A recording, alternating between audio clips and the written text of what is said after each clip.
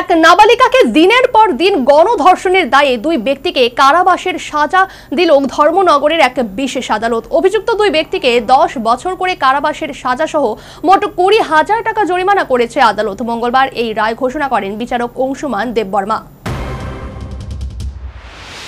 আদালত সূত্রে জানা গেছে 2023 সালে ঘটনাটি ঘটে।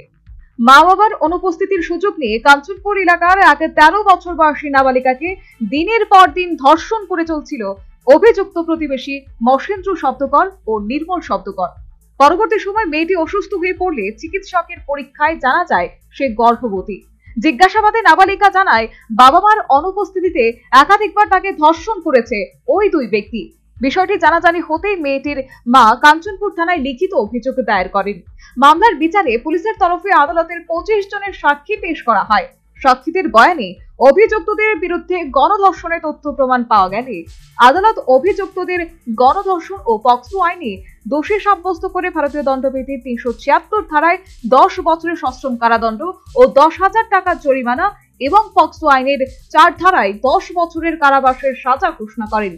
আর্থিক জরিমানার অনাদায়ে অতিরিক্ত 6 মাসের কারাবাসের সাথে ঘোষণা করেছে আদালত।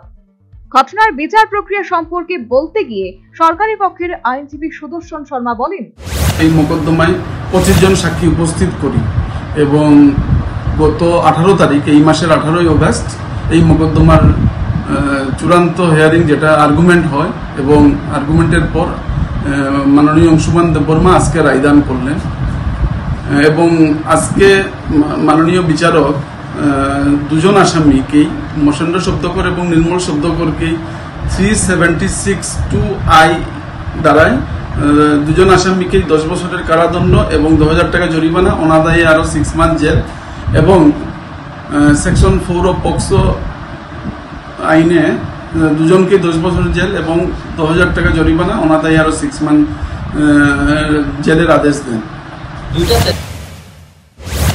Bureau report, news vanguard.